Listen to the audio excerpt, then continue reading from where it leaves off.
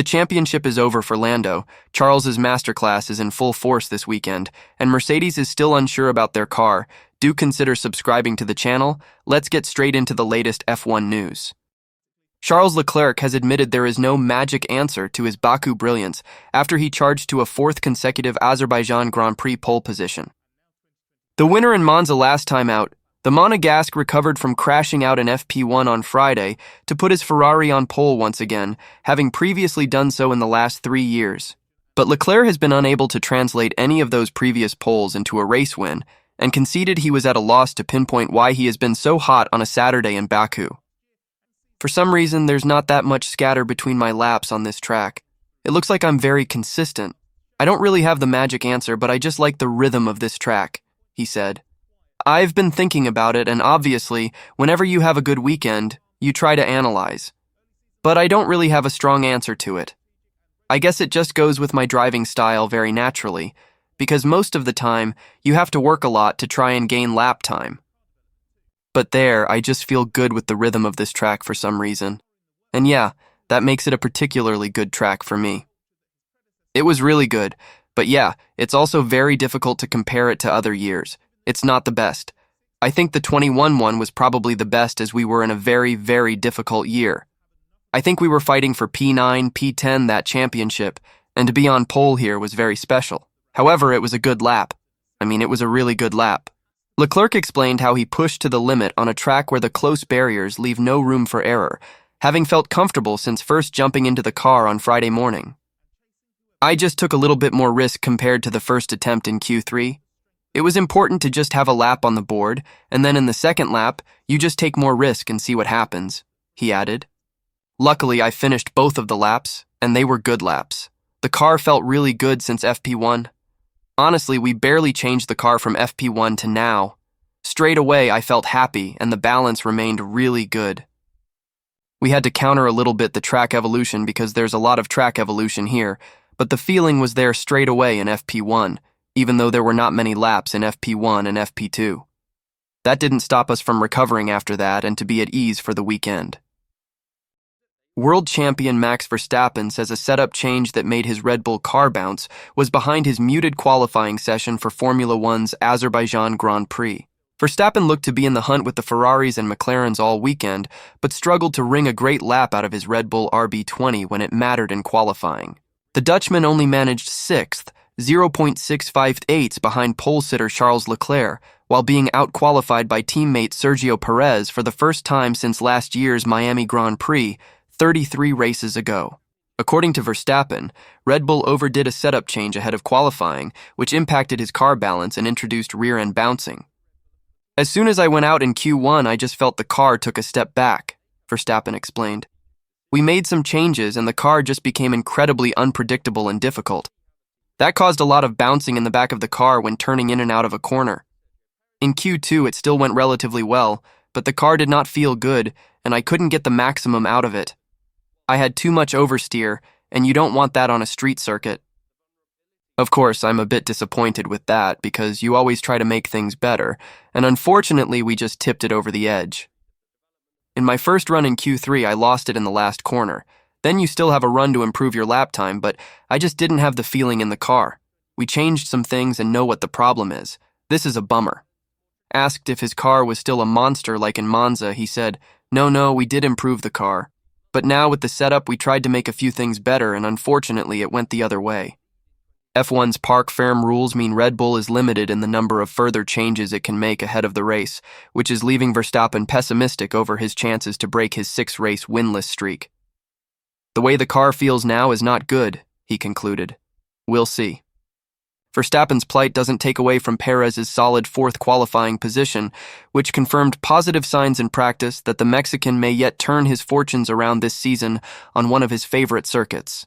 The team has done a tremendous job on bringing upgrades to correct the issues we've been having, Perez said. The car was allowing me to be confident. If I had arrived here with the car that I had for the entire season, I would have had a similar result. We've had a very difficult period, but I think it's probably the biggest progress we've made with the car since the beginning of the year. So hopefully that can translate into race pace tomorrow as well. The car balance is definitely going in the right direction. A split-second call to activate yellow flags for Esteban Ocon's damaged Alpine was behind McLaren driver Lando Norris's Formula One Baku Q1 qualifying exit. The incident meant title-hopeful Norris was eliminated and qualified 17th in Baku on Saturday, which puts a potential big dent in his hopes of overhauling Max Verstappen in this season's point standings.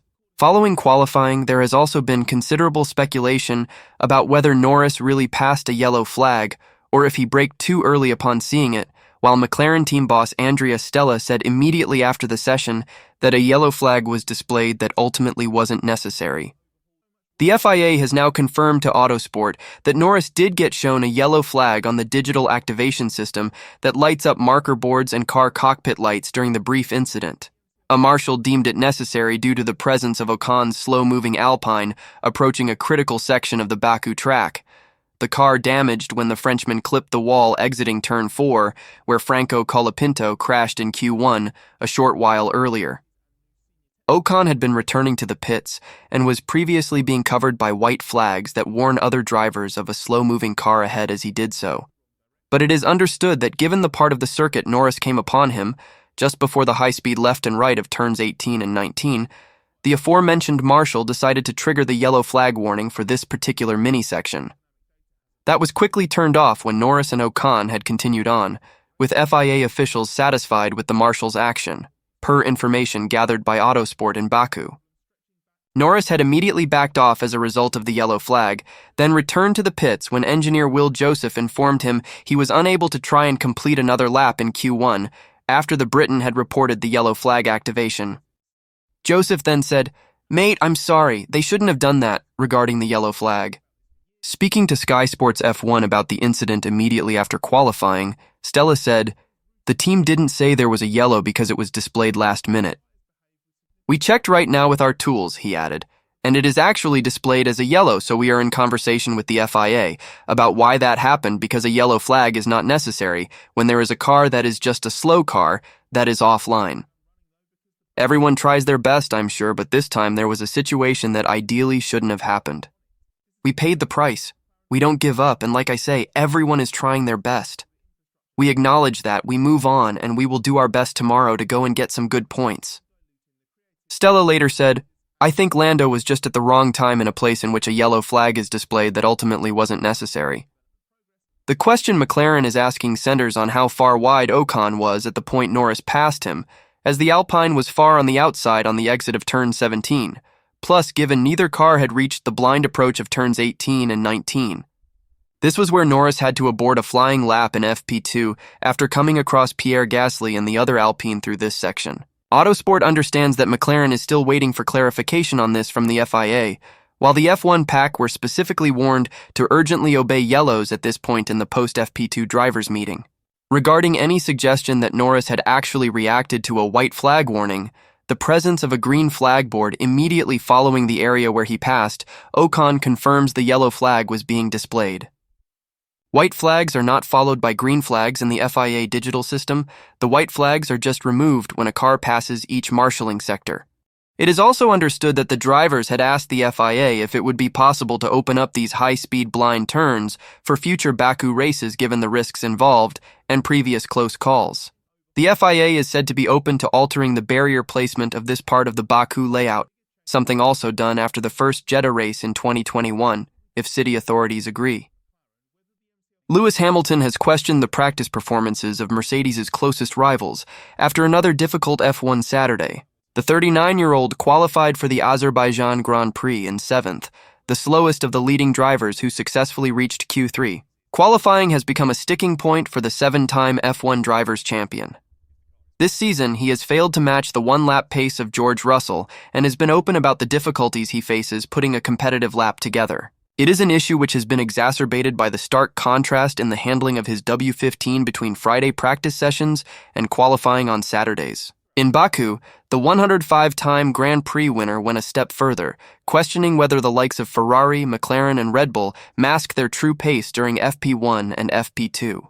"Every Saturday it's the same, so I'm not really surprised," he explained to media, including Racing News 365. "FP1 and FP2, the car felt amazing, and I was really on it. Literally from lap 1, we could compete down the front. Sometimes you wonder when you get to Saturday whether the others were heavier in FP1 and FP2. Having been second and third fastest in the opening 2 sessions of the weekend respectively, Hamilton was only 10th fastest in FP3.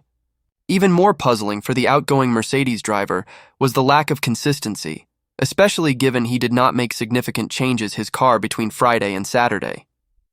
As I said, it felt great yesterday. Then as soon as we started today, I barely changed anything to the car because I didn't want to mess anything up and the tires wouldn't work, the Briton added. All day they've not worked. The last lap, like the last sector, the tires just started to work, but we missed it. Short video for today, but I'll see you in the next one.